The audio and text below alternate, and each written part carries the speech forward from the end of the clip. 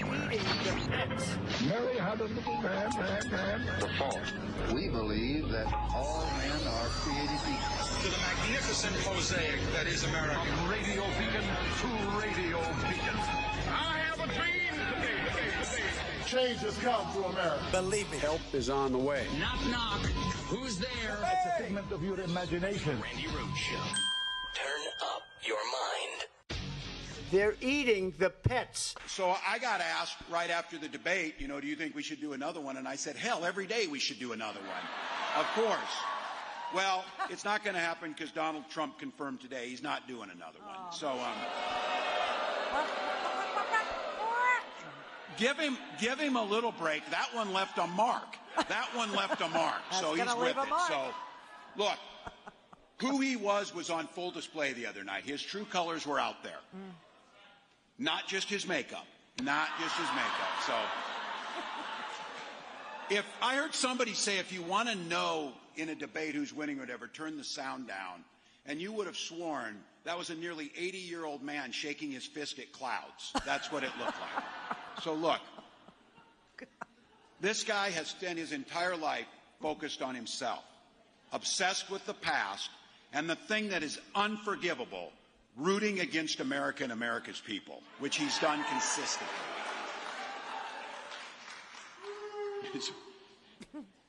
He said a lot of weird stuff too, so I'm just going to say that. And that was, you tell me you had this on your bingo card, and they're eating cats, We can say. We're not eating cats. We're not eating cats. Oh, Michigan, we love you. We're not eating cats. We're not. Hi. Happy Friday the 13th, you bastards. It's a very lucky day for Taylor Swift. It's a very lucky day for Kamala Harris and Taylor Swift.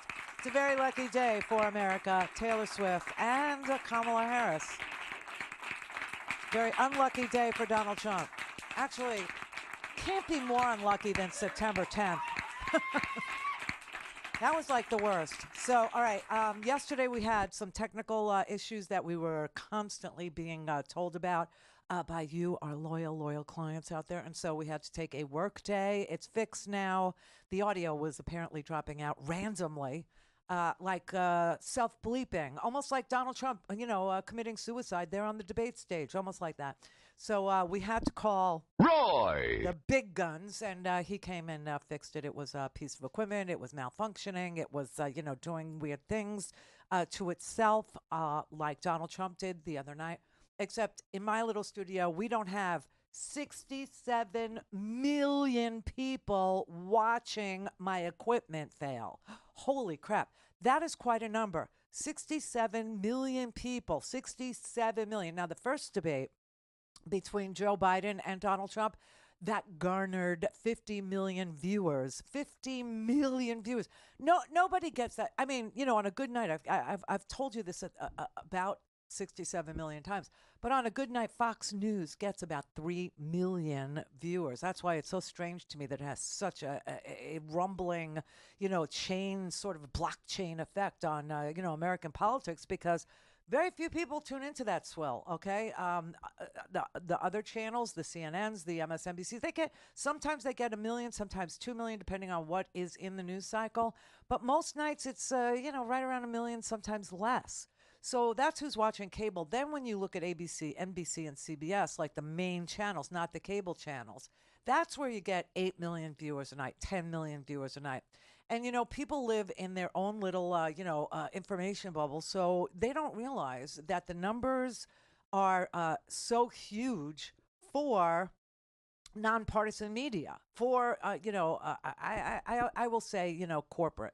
That's their partisanship. It's a corporate media, cabal. I don't know what to call it, cartel. And so independent media becomes very important. Now, Murdoch is not going to provide that for you, and neither is Time Warner. So there you have it. But 67 million people saw that debate. And I don't know what's more devastating to Donald Trump, watching the entire debate or the highlight reel, really. They're eating the pets. That was, you know how they have focus groups and people have the dials, and they dial like when they think something good has happened and when they think something bad. That dial went, woo! Like people just thought, oh, my God, there's no putting lipstick on that pig. In fact, Karl Rove wrote that in the Wall Street Journal. There is no putting lipstick on that pig.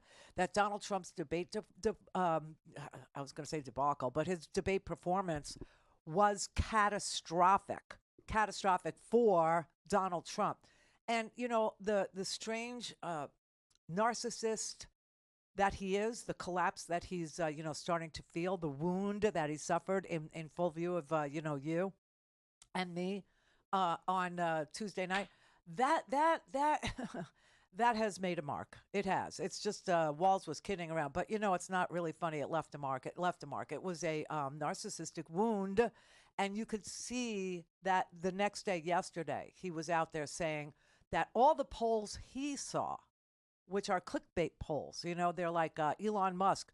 Or I could do it too, like who won the debate, like something like that I put out. And I put Donald Trump, I put Kamala Harris, and I go, or pets. Okay. And if I did something like that, depending on, which part of my audience responded, pets could have won. You know what I mean? So those are the polls he's citing. And he says he won 90-10. Then he said on Fox News, he won 92-7. Then on Fox News, he said he won 72-6. Those are different things. Those are different numbers. Those have nothing to do with reality. And the true value of what happened here was the 67 million people who watched it. I believe it was 65% of them around there. Believe that 63% believe Kamala Harris won. 37% though. This is crazy. I mean, the truth is scarier than his fiction. 37% of the people who saw that debacle, who saw that angry old man who was still stuck on, I won the election almost 5 years ago. This is what he came to say. Okay. They thought that he did a better job. I just, there's no explaining it. There just isn't. I don't know what people see when they see him. I really don't. But I will tell you that this pets thing has gone way, way, way, way, way over the line. I was watching last night trying to catch up. I spent the day, since there was going to be a work day and Roy was going to be in here, I was going to say twiddling around with our equipment, but he's a serious engineer, okay? Oh, in fact, it costs big money to have, Roy come in and play with our things. So today would be a good day to, tip out, the crew so I could pay him. But that said, I decided I would finish up my dental work. So I believe, I don't know, it feels like maybe there's a little bit of adjustment that needs to have happened here. I'm not real clear. Or maybe I just need to learn how to talk again. And for a talk show host, that's daunting. But yeah, I spent 6 hours in the dental chair yesterday. So I was trying to catch up. And I turned on the MSNBC last night, and this is what I hear. Guess what happened today? You'll never guess what happened today. Oh, no. Yes, the Springfield City Hall and other municipal facilities were shut down after receiving a bomb threat. Haitian families in that community are now keeping their kids home from school and staying home out of fear of racist violence. One woman who said her car had its windows broken and acid thrown on it told a reporter, I'm going to have to move because this area is no longer good for me. I can't even leave my house to go to Walmart. I'm anxious and scared. Great. That's the real toll from the racist lie that has been pushed by J.D. Vance and Donald Trump. And it's a lie Trump is still repeating just in the past few hours. Yeah, he did repeat it. He went to a rally last night, and he said again that they are eating the pets. That is happening. That Haitians are eating dogs and cats, and that he saw it. I watched it on TV. He watched it on TV, and actually, what it was that he was watching, I can tell you now what it is because I found it. It is a YouTube video of a city council meeting in Springfield that happened right after a horrible tragedy. I'm going to tell you the whole story of Springfield, Ohio, and what has happened there, and how the city got revitalized by legal immigration, legal.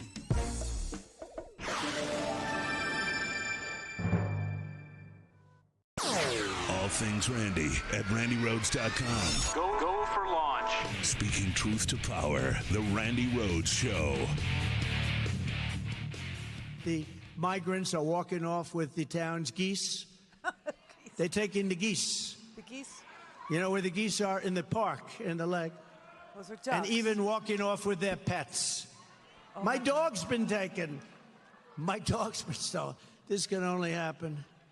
These people are the worst. It can only happen in your mind, right? Right. Again, it's a disgusting lie. I think most people, when they hear this old man ranting about it, know it is. It's based on a false rumor that started on a Facebook page, spread like wildfire late last month. After a speaker at the Springfield City Commission meeting warned that, quote, crime and savagery will only increase with every Haitian you bring in. And that man turned out to be a leader of a neo-Nazi group calling itself Blood Pride. He was immediately kicked out of the meeting for his racist rant. But guess what? Now, Blood Pride's talking points are the talking points of Donald Trump and the presidential campaign and the entire Republican Party. The Blood Pride guy ranting about the Haitians at the local committee meeting is now the voice of the entire Republican Party.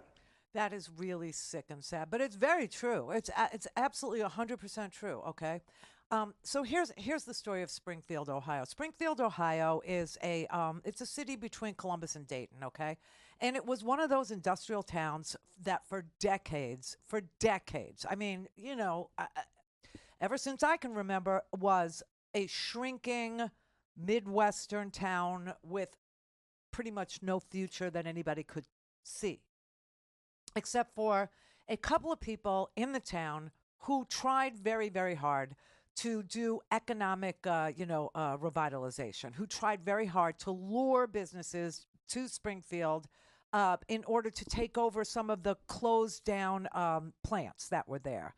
And so finally, and just so you know when this occurred, it was 2017.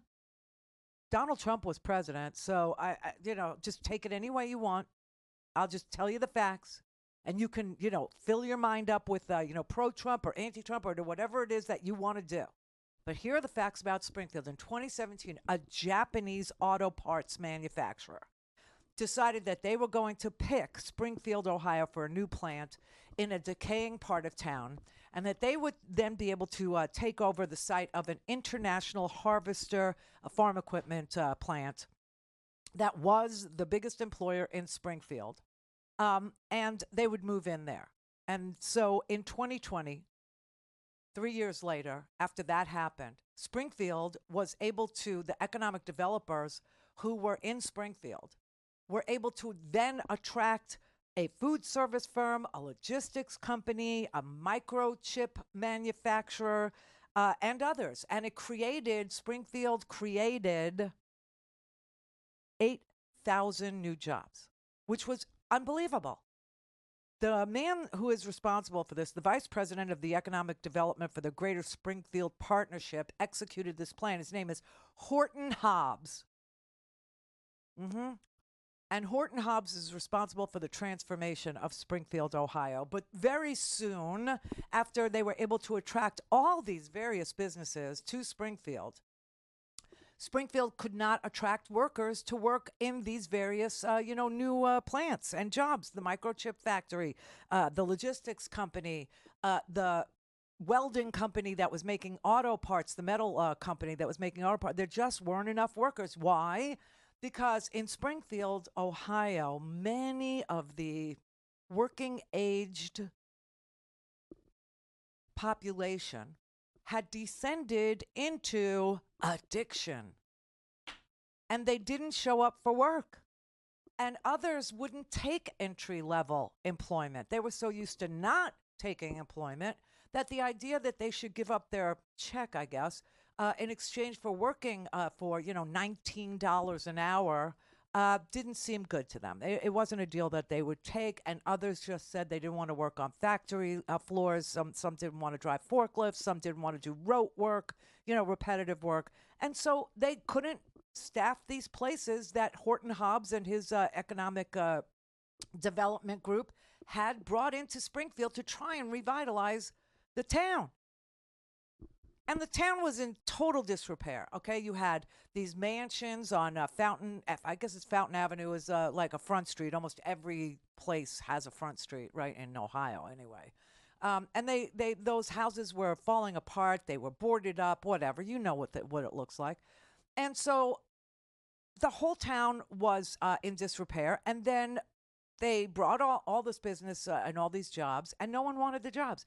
So Haitians who are here in Florida legally, Haitians who are here in Georgia legally, mostly working in tomato farms, right?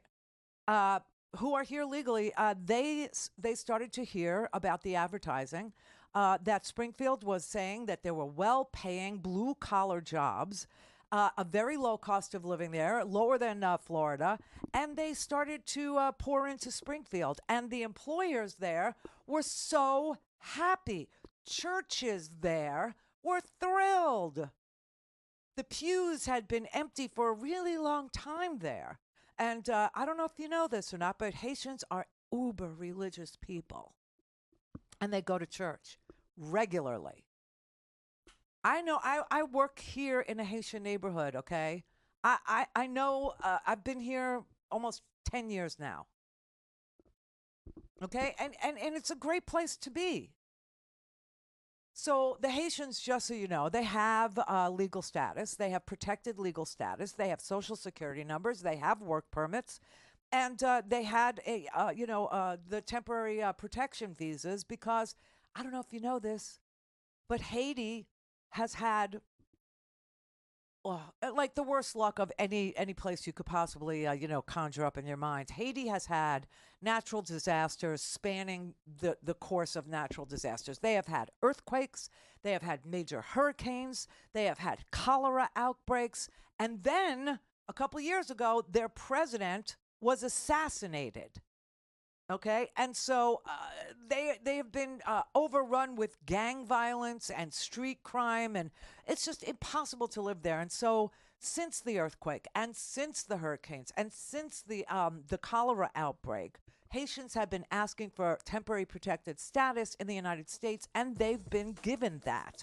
And so they've lived here for years in Florida. They've lived in Georgia for Florida. For years. There is a thriving, very middle class, very successful, very polite, very church-going Haitian community in Georgia and in Florida.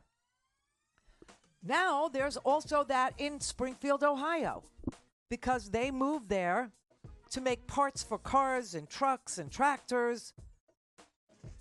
They've moved there to do quality assurance. They've moved there to do forklift operations. They've moved there. They have filled so many positions in Springfield, and it's been without any incident for 2017, 18, 19, 20, 21, 22, 23, 24, for 8 years. But then something happened.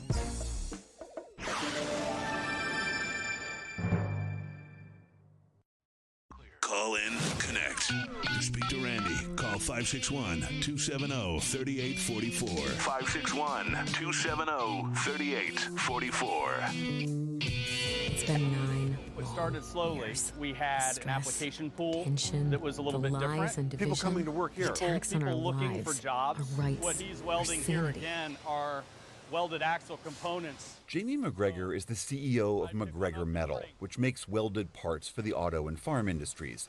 Right now, about 10% of his workforce is Haitian, over 30 employees. I wish I had 30 more. Our Haitian associates come to work every day. They don't have a drug problem. They'll stay at their machine. They'll achieve their numbers. They are here to work. And so in general, that's a stark difference from what we're used to in our community. McGregor acknowledges the sudden arrival of so many new immigrants is a challenge on multiple fronts, but he believes this is partly how the industrial Midwest can regrow. We want more jobs in our community, and in order to fill those jobs, some jobs need to be people who are not originally from here. A community of more than 80,000 emptied out to less than 60. That is, until the last few years. Our churches, we see new people. In the pews. Yes, absolutely. Wes Babian was the pastor at First Baptist Church for almost 20 years. For years, we've lost people, but you hope somebody else will come and take their place. That hasn't happened here. Until now. Because there are folks from Haiti who are coming to church. Lukens Merzus, who, among his many other jobs, mans the soundboard for Sunday services, is one of those new Haitian members. Why Springfield? Yeah. Of all places. Merzus, with his wife and daughter, were among the first Haitian families to arrive here in 2018. I got a decent job when I was in Haiti, and then to make a difficult decision to leave, it wasn't easy. Yeah, I don't suspect it was easy. There's family that you still have back in Haiti. Almost every Haitian I know still has family back in Haiti that they worry about because it's so unstable there. It's an unstable environment, meaning earthquakes. It's an unstable environment, meaning hurricanes. It's an unstable environment, meaning no health care at all, okay? And then there's no government. There's no government. And so people came here, and they've been coming here for years and years and years, building middle-class neighborhoods, building middle-class, entire enclaves. And that's what's happening in Springfield. Now, I will say that there could be a problem when an influx of people who are coming to take jobs that the people who live there won't take or can't take or don't want. And that is, there's a burden placed on the healthcare system, and there's a burden placed on the school system. And so that I can see as being a grievance, if you had to have one, against the people who came to revitalize your town and have done so successfully. So something happened, though, okay? And this is what spawned all of this hatred. And it's really kind of a sad story, but it's a story that's been, I'll say hijacked by neo-Nazis. That's who did it, okay? I don't even want to name the group, but it's a neo-Nazi group that hijacked this story and twisted it to the point where the people who were affected by this horrible thing had to come out lately and stand up through their grief and say, shut the F up already, okay? What happened was last August, when school went back into session in Springfield, a school bus was coming around a bend, and a driver was also coming around the bend in the other direction. And the sun was in the driver's direction and just blinded him, and he didn't see the school bus. The school bus saw him, and they tried to veer, the school bus driver tried to veer out of the way of what he thought was an oncoming car, and actually left the road. The school bus driver left the road, and the school bus toppled off of the road and flipped. And a student who was in the school bus was thrown out of the school bus, and the school bus toppled on top of him, and he died. He was pronounced dead at the scene. And he was a young person. He was, I think, 11 years old. His name was Aiden Clark. His father's name is Nathan Clark. And ever since that happened, the neo-Nazis have taken that story and turned it into a murder, as, you know, Donald Trump often does, with anything to do with people who are not naturally born here, whether they're here legally or not. Now, J.D. Vance characterizes this Haitian population in Springfield, and he's an Ohio senator, so he knows better. I mean, but he says, oh, everybody's calling me from Springfield saying that they have squatters on their lawn and that they're littering. Now, you think about this for a brief second. If you had people on your front lawn, okay, and they were littering or they were living on your front lawn or they pitched a tent on your front, let's say that was really happening. Would you call the police or would you call your senator? Okay, I rest my case. So it makes no sense. But anyway, J.D. Vance said, oh, they're calling me and they're telling me that people are living on their lawn. No, it's not happening at all, okay? That's just not a thing. And like I said, The people who came to work there have been there for 8 years now and successfully working and successfully living and successfully sending their children to school and the whole 9 yards and going to church and have become part of this community.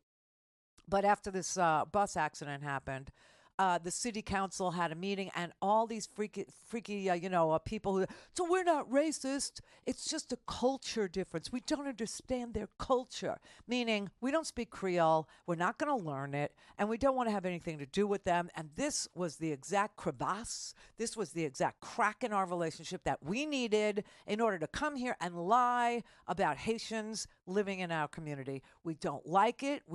It's not comfortable for us. I've lived here 45 years. I never had to see a black person, let alone a black Creole speaking person. I don't like it. And so after this bus accident, a neo-Nazi went to the city council meeting and started saying that they were doing weird things, that they were stealing cats, and presented photographic evidence, except I explained to you where the photographs came from before. One was a very sad case of a random African-American woman who, when she spoke, because there's police tape of it, when she spoke, she obviously was American, and she was obviously having a psychotic break. She obviously was in need of mental health care. Something had gone wrong, and the woman killed a cat, except it wasn't in Springfield at all. It was in Canton, Ohio, which is nowhere near Springfield, Ohio. But here was police video of a random black woman and the cops arresting her after the other neighbors who were also black had to call the police because she was having some sort of a psychotic episode where the woman killed a cat and then laid down on the grass with it. The way the police treated this woman was horrendous, of course. They had, oh, I'm not touching her. Get rubber gloves. Put a blanket in the back seat, okay? But it wasn't in Springfield. But that became the story of the cat eating, okay? Just a random police arrest. This is the Randi Rhodes Show. To speak with Randi, dial 561-270-3844. That's 561-270-3844. Okay, so you saw the public TV PBS clip of McGregor Auto Parts, actually, in Springfield, Ohio, and you saw how pleased the owner of this manufacturing plant is. There are tons of jobs there where the employers would like 10 more or 15 more or 30 more people just like the ones that came and answered their want ads, who, came from Florida, came from Georgia. And the reason why they came there is because a lot of them were working in agriculture because it's Florida and Georgia. And they saw, like an indoor job. And they saw a $19 an hour job. And they saw the job came with health care. And they saw the job came with a 401k. And that, my friends, is how you build a middle class. And that's exactly what was happening there until this horrible bus accident last summer. And then you had pretty much the Klan, the neo-Nazi groups, the white supremacists make hay out of random police video that's posted on the YouTubes of, random African Americans having, a need for intervention because they had some sort of a psychotic break, or they were in mental distress, or, suicide. I mean, it's an unbelievable thing. So I just want you to know that there is a picture of a guy you may see floating around the internets, of a guy by a lake, and he's holding a bird, a dead bird. Obviously, it's upside down. I'm assuming the bird is dead. It's a duck, okay? And that was also not in Springfield. That is just a random picture of a dude doing that somewhere in the country. Just randomly selected for your racist pleasure. That's it. That's all it is. And because of all of this, the city council meetings got to be like, let's say, woke, what do you call those people that went to the school board meetings? The ones that were screaming about, the books and the. Moms for Liberty. Yeah, Moms for. So their city council meeting after this bus accident became like a Moms for Liberty school board meeting. I mean, it was wretched. People just went there and made up crap because, listen, the police went out there and investigated every single one of the claims. I'll play you just like 2 minutes of it, okay? Because it's really, really ugly. But the police went and the city managers went and anybody that was involved with employing anybody went to find out whether or not any of this was true. And none of it is. There was no evidence of people camping out on other people's lawns. There was no evidence of littering. There was no evidence of living in the street. There was no evidence of tents. There was no evidence of anybody doing any of the things that they are alleging were done. I'm done with what I'm seeing. It is so unsafe in my neighborhood anymore. I have the homeless that were trying to camp out, and I have made concessions with them, and I try to help them the best I can to keep them from trying to squat on my property. But it is so unsafe. I have men that cannot speak English in my front yard screaming at me, throwing mattresses in my front yard, throwing trash in my front yard. And I can't. Look at me, I weigh 95 pounds. I couldn't defend myself if I had to. My husband is elderly, and last night, after living in this home for 45 years, he said, Noelle, guess what? It's time to pack up and move. He said, we can't do this anymore. He said, it's killing both of us mentally. I don't understand what you expect of us as citizens.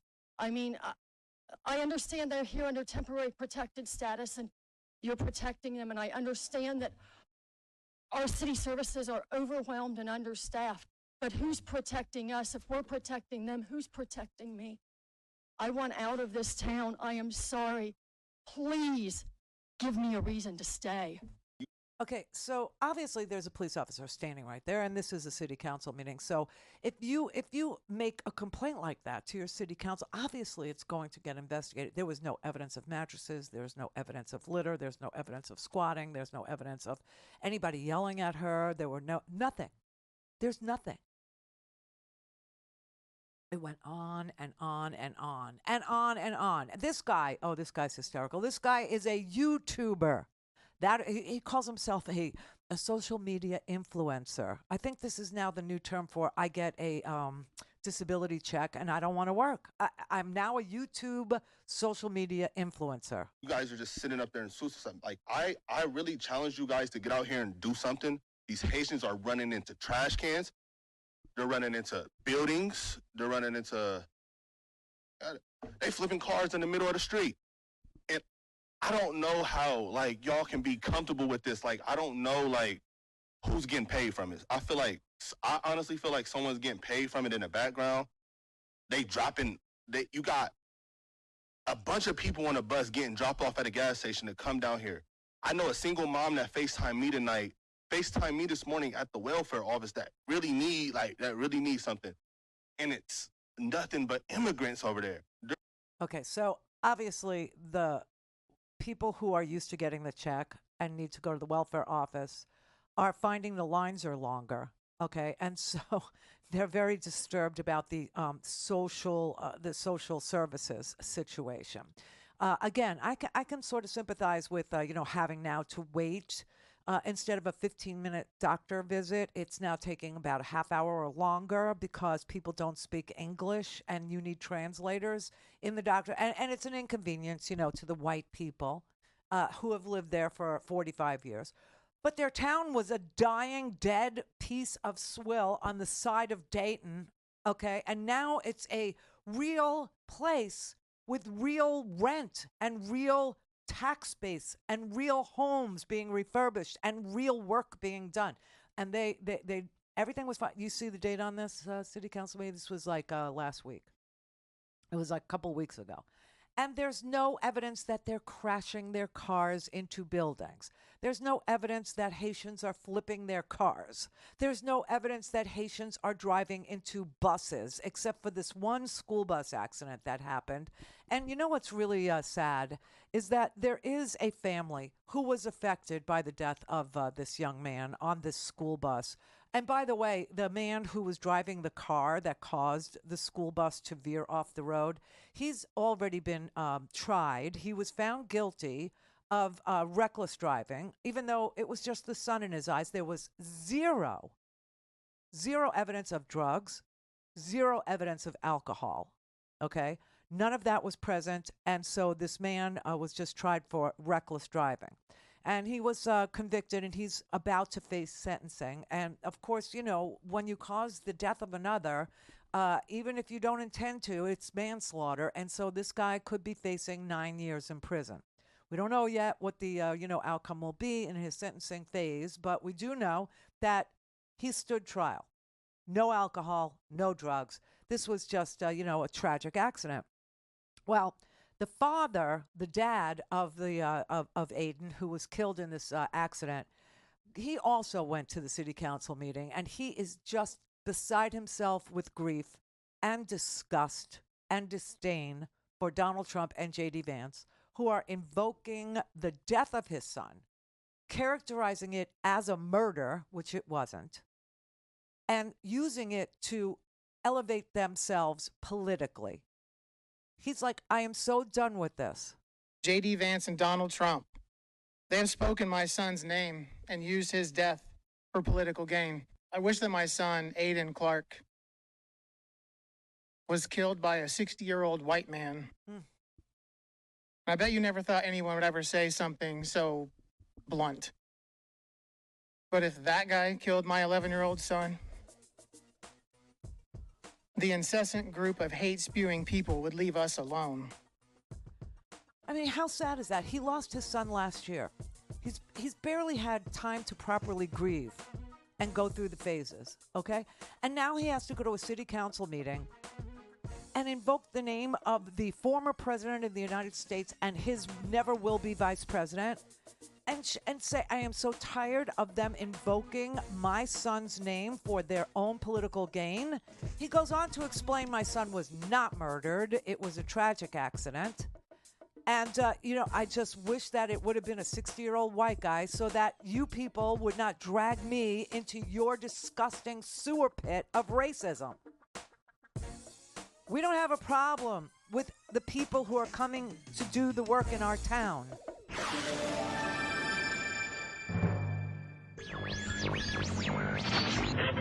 Mary had a little man. The fault. We believe that all men are created equal. To the magnificent mosaic that is America. From radio beacon to radio beacon. I have a dream today. Change has come to America. Believe me. Help is on the way. Knock, knock. Who's there? It's a figment of your imagination. Randi Rhodes Show. Turn up your mind. The vice president holding 2 post-debate rallies in North Carolina, a key battleground state that she hopes to turn blue for the first time since 2008. Harris welcoming a rematch. I believe we owe it to the voters to have another debate. Donald Trump campaigning in Arizona Thursday, defending his debate performance while attacking the administration over immigration. People said that I was angry at the debate. I was angry. And yes, I am angry. And vowing not to return to the stage with the vice president, despite previously agreeing to 3 debates this fall. Because we've done 2 debates and because they were successful, there will be no 3rd debate. Mr. Trump also mocking the moderators and complaining of unfair treatment. Those 2 people should be fired. The former president again pushing a false conspiracy theory that Haitian migrants in the town of Springfield, Ohio, are stealing pets for food. They take in the geese. You know where the geese are? In the park, in the lake. Oh, my God. And even walking off with their pets. My dog's been taken. My dog's been stolen. On Thursday, Springfield was forced to close its town hall and elementary school after receiving a bomb threat. The city's mayor telling the Springfield News-Sun that the threat included complaints about the Haitian migrants in the city. They're eating the pets. They're eating them. How embarrassing for us that the entire world watches our country. We don't pay attention to anybody else, right? Because everybody here has this chip on their shoulder that we are the biggest, baddest, best country in the world. That is true. But we don't, so, that sort of excuses everybody from knowing what the Taliban has done to women or what Russia is doing to Ukraine or what's going on in Gaza. We don't, whatever, we pick and choose, whatever we're interested in. And it has nothing to do with any of that. However, the world watches us with devoted interest because obviously, when the United States does well, all the other democracies' economies do really well too, which is why it's so inexplicable why J.D. Vance actually offered his high IQ analysis of why America isn't great, I guess. If the path to prosperity was flooding your nation with low-wage immigrants, then Springfield, Ohio would be the most prosperous country and the most prosperous city in the world. What? America would be the most prosperous country in the world because Kamala Harris has flooded the country with 25 million illegal aliens. What's actually happened is that over the past 3.5 years, while we've had this massive influx of illegal labor, what's happened? We've had skyrocketing inflation, lower take-home pay, Americans more dissatisfied with the direction of the country and the economy than they've been in a generation. Okay, I don't know what country he thinks is the greatest country in the world, but he just said that if flooding your country, which is just crazy, language, to say that migrants legally here decided to leave the tomato agricultural business in Florida and Georgia to go to Springfield to take welding jobs, to take jobs driving forklifts, to take quality control jobs, to do, an enormous amount of, investment in that community, that somehow made America not great or not good. Or Pete Buttigieg is like, what country is he suggesting is the most prosperous? Because we are the most prosperous, hence everybody pays attention to us. We don't pay attention to them, but everybody pays attention to us. So when they see a candidate for the presidency stand on a stage and say, they're eating the pets, it freaks them out because they think the United States has lost it.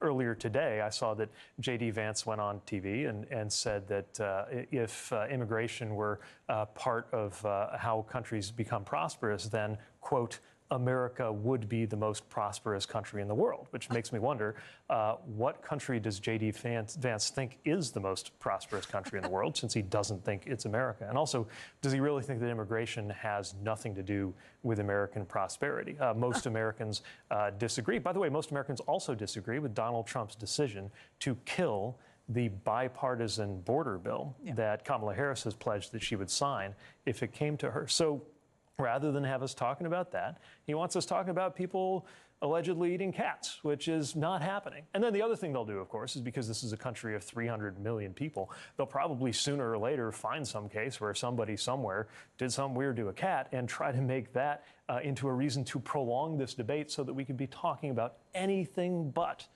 Donald Trump's track record of destroying jobs in this country and destroying the right to choose, and the fact that if given the chance to do so again, that's what he would double down on.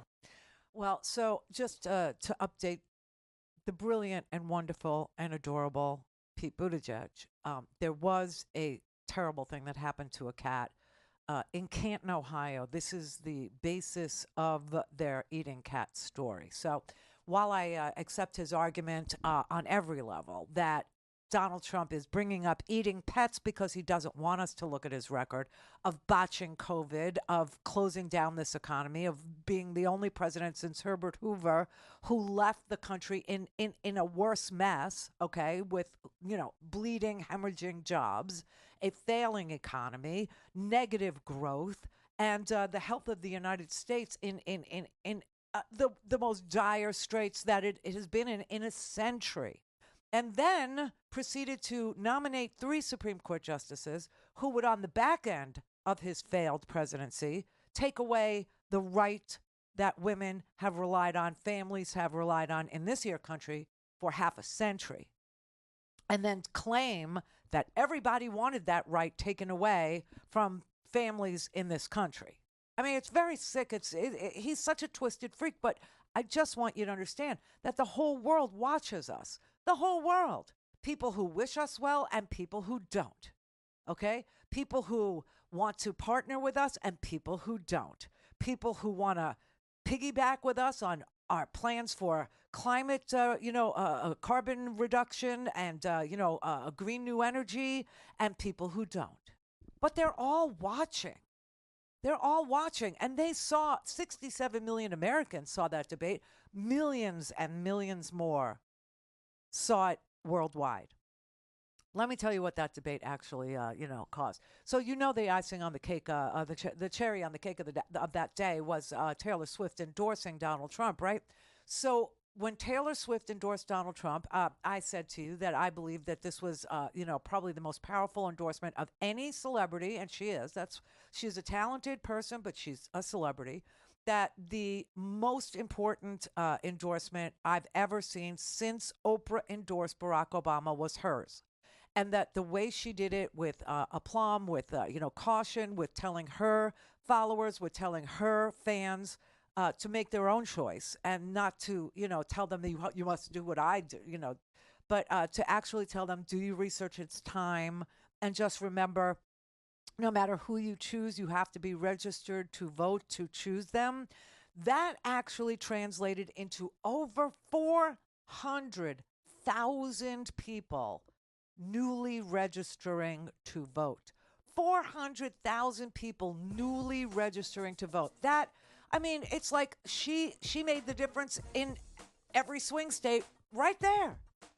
Because that, our president is picked by 10,000 people in Wisconsin or 11,000 people in Georgia or, 13,000 people in Pennsylvania. She got 400,000 people to register to vote, new registrations at vote.gov. That she made up the difference in swing states right there. That is incredible. And not to say anything over here, but she was born in Pennsylvania. Just so fascinating, just so interesting. And also, in 24 hours, Kamala Harris raised $47 million. Wow. All things Randi at RandiRhodes.com. Go for launch. Speaking truth to power, the Randi Rhodes Show. They're eating the pets. I think it's a tragedy that we have someone who wants to be president who has consistently, over the course of his career, attempted to use race to divide the American people. Let's remember how Donald Trump started. He was investigated because he refused to rent property to black families.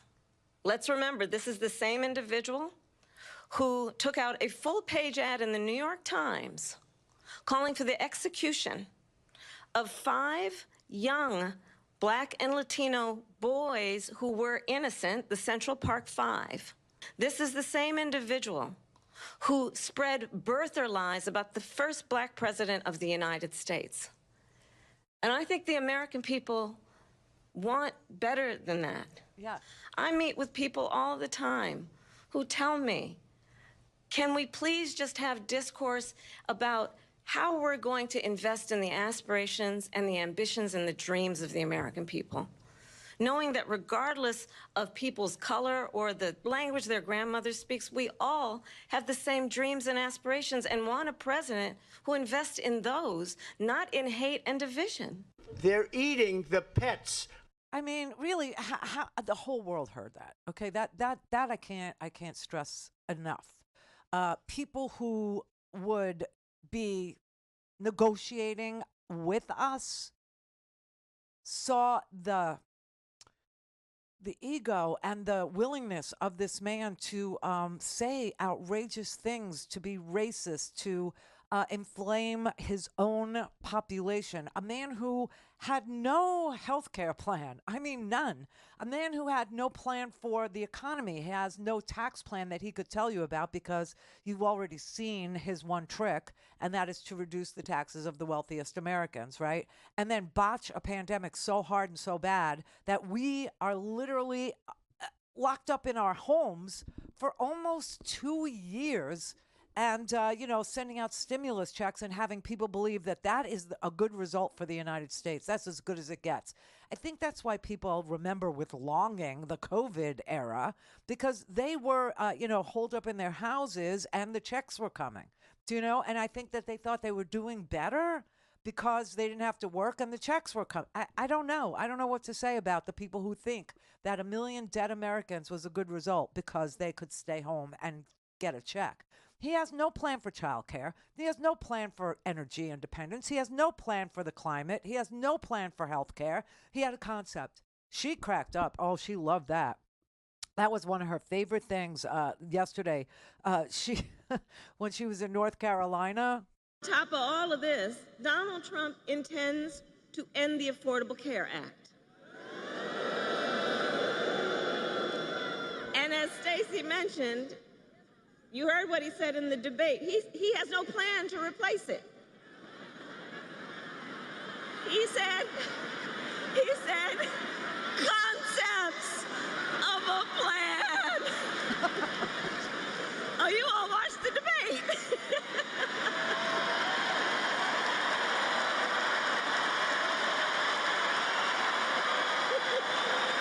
Yes, ma'am.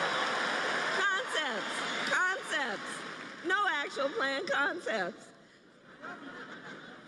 And understand what's at stake on that. 45 million Americans are insured through the Affordable Care Act. 45 million. And he's going to end it based on a concept. And take us back to when insurance companies had the power to deny people with pre-existing conditions. Well, we are not going back.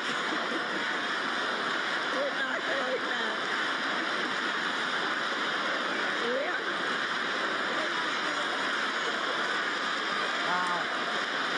We're not going back. That's right. No one goes to her rallies because there's no reason to go. What? I mean, that was a massive crowd. She bust those guys in. She busted all those people in and paid them. Paid them, yes. I mean, it's an amazing thing that man can continue to bamboozle people, lie to their faces in this manner, and they still want to believe him or do believe him. I don't know which part of America still believes him and which part of America still wants to believe him but doesn't. But it's just so I guess it's 37% of 67 million, whatever that number is, because that's how many people watched, and 37% is the amount of people that said that Donald Trump won that thing with absolutely no plan for anything.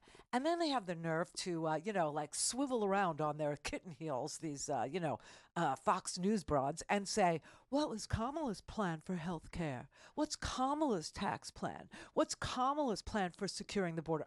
It's very easy. It's answerable. It's knowable. She put out her tax plan, and her tax plan raises taxes on no one. 0 people making under $400,000 a year.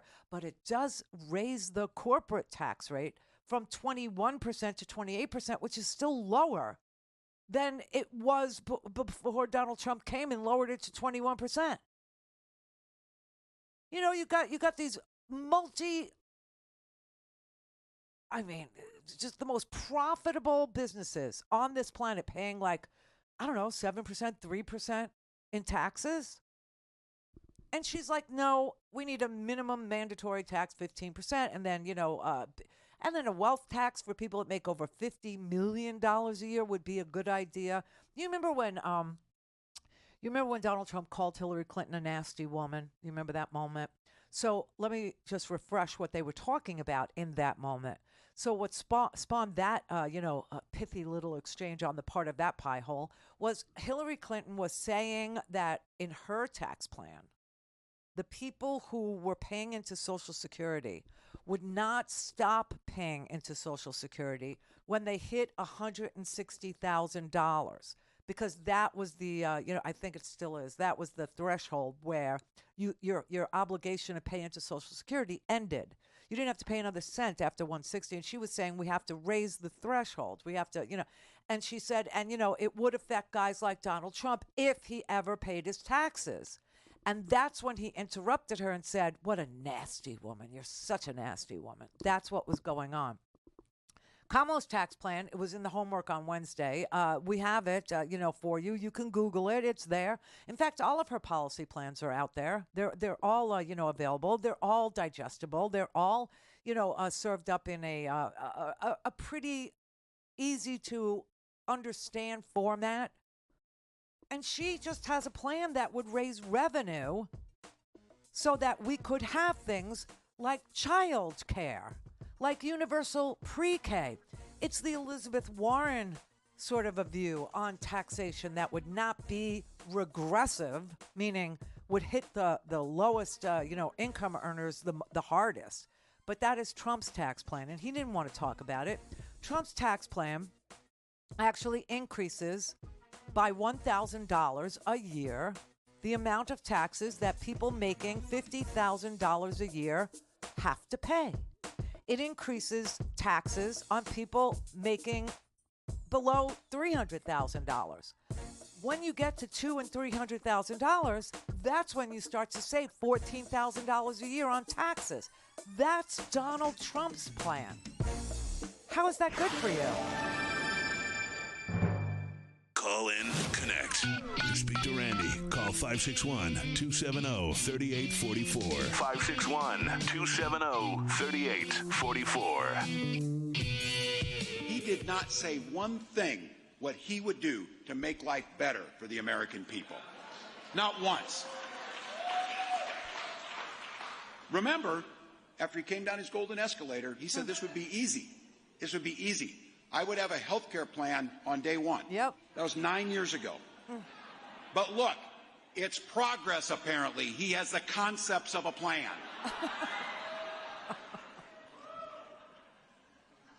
I taught high school for 20 years. Every one of my kids,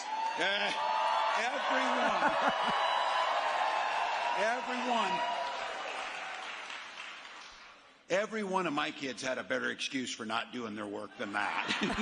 They never told me they had a concept of the plan. So, look, on every single issue, Vice President Harris is standing on those issues with you and your family. It is clear Donald Trump has no plan for you. True that. And instead of, the dog ate my homework, Donald Trump is saying the homework ate my dog. I'm not. They're eating the pets.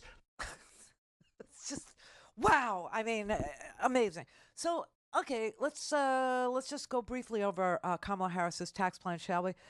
There are competing tax plans. Donald Trump won't talk about his because his raises taxes on the middle class. It raises taxes on people making $50,000 a year. It raises taxes on families making $100,000, $200,000. You don't get a tax break with Donald Trump until you're making $400,000 a year, and then you get a savings of $14,000 off your tax bill.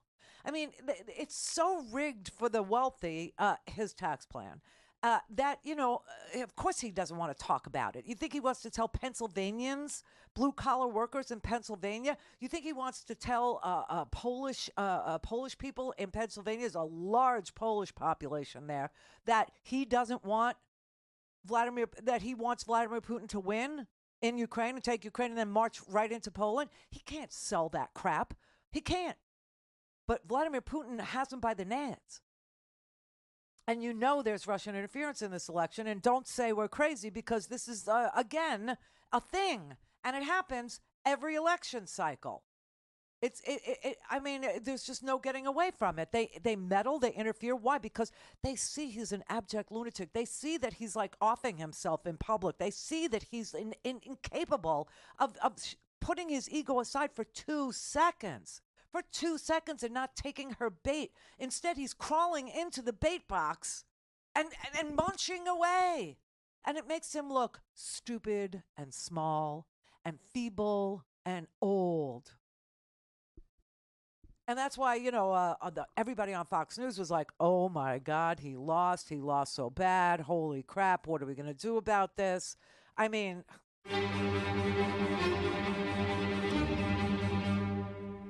Vice President Harris was clearly well prepared, practiced on the offensive much of the night. Former President Trump did take a lot of the bait that she threw out.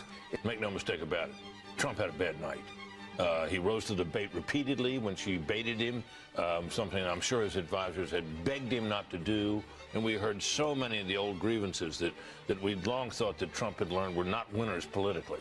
And there they all were, talking about how he didn't lose the election and all that. I mean, so my sense is that she came out of this in pretty good shape. But for tonight, at least, this was pretty much her night. You're saying she had a good night? I'm saying she certainly did. This what has to be thought of by supporters of Donald Trump and people in that campaign as a disappointment. I got reaction from Republican friends. The two common things were train wreck and he needs this to end. She conveyed the calm. She conveyed a preparation. She was tenacious on Russia. She had clarity about the future of the country. He was a little too gloomy, I thought. And when asked, I saw around the table, I've never heard Donald Trump not be definitive about a set of plans. He said, I have concepts of a plan. Here we are, 56 days from an election. You've been president before. He's got to recover from this. This was rough.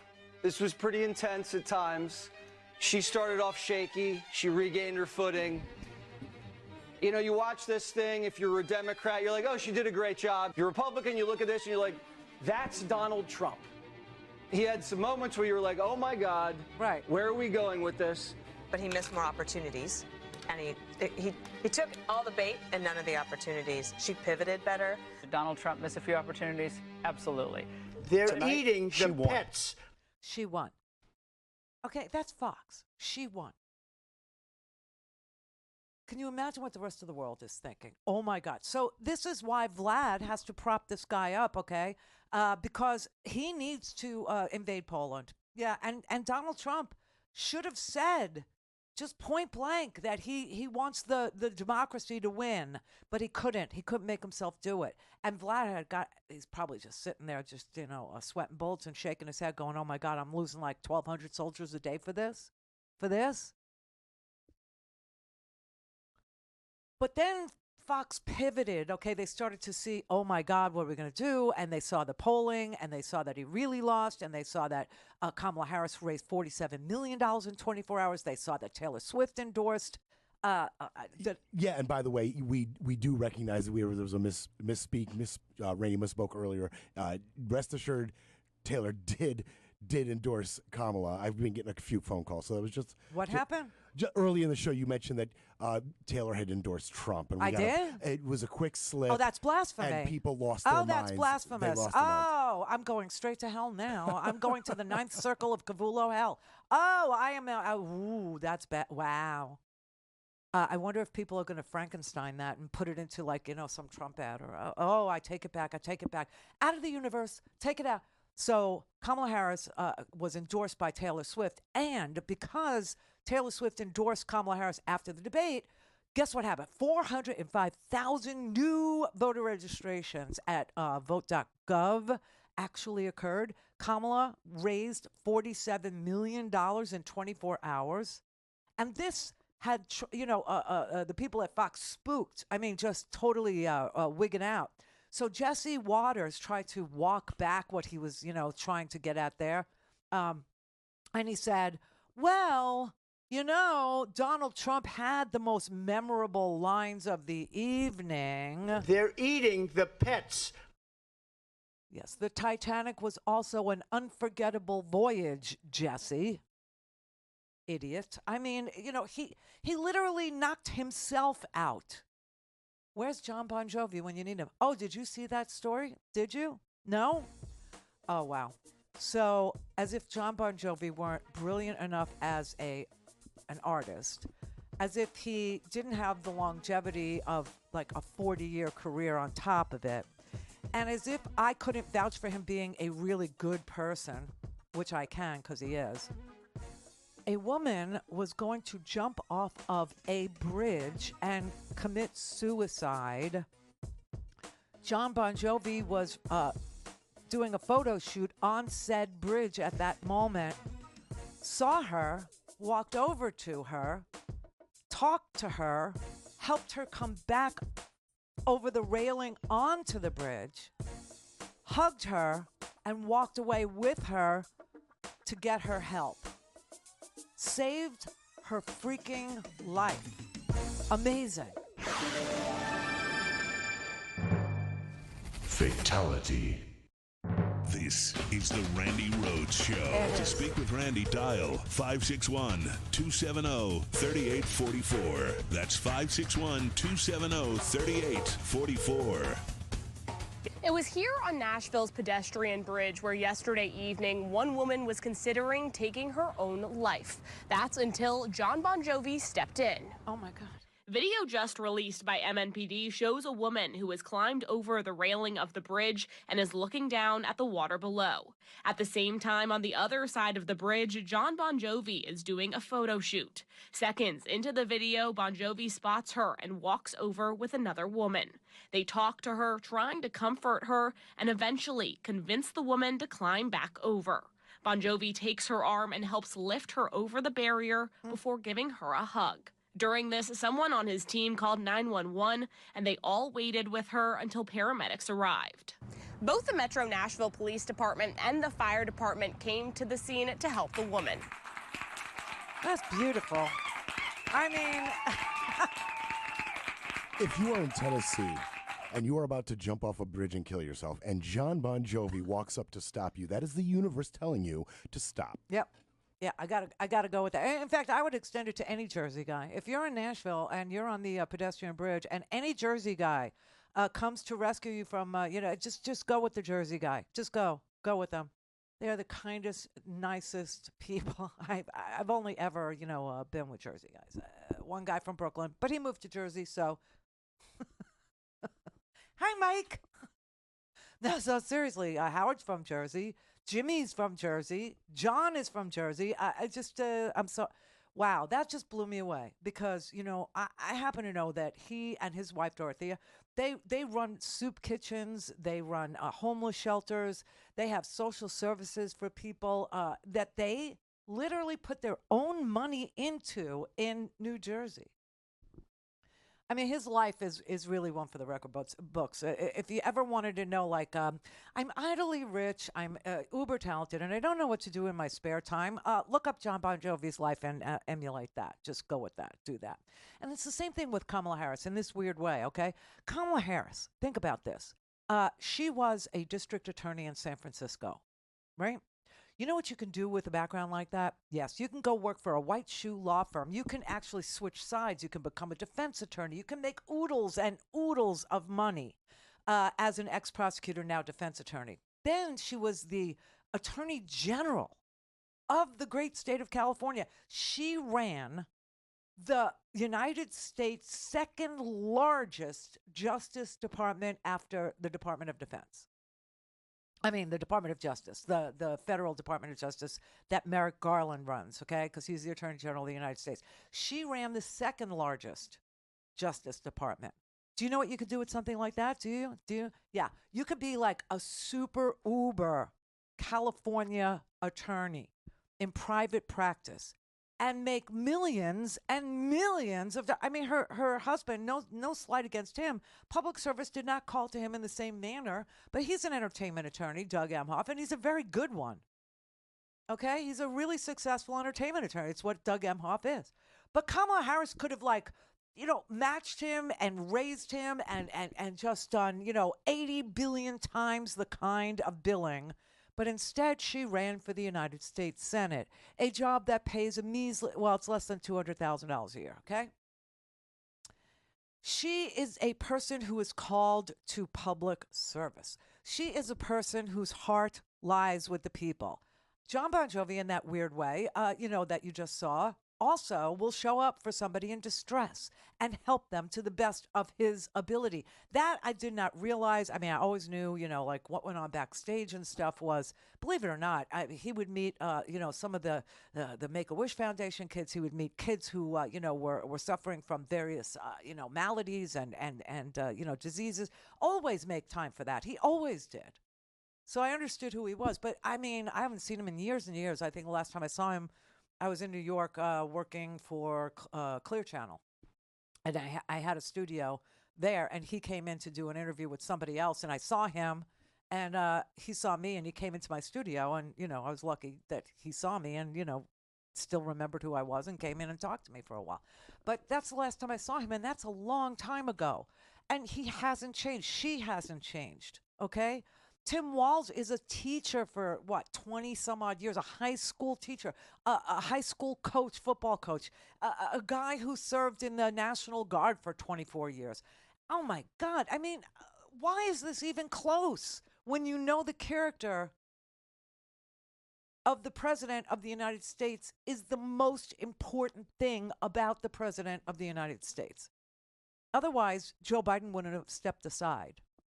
Like I said, Donald Trump lost the presidency and still says it's his. Joe Biden won the presidency and gave it up for the greater good, for the betterment of this country, to prevent a lunatic from winning yet again and getting this country's nuclear codes or getting our trade policy or getting our tax policy in his purview, and getting our Department of Justice to bend to his will, to break it. I mean, how sad and sick that there's even a question about what's best for the United States of America with these two candidates. I mean, I don't even get it. Anyway, her tax plan. I digress.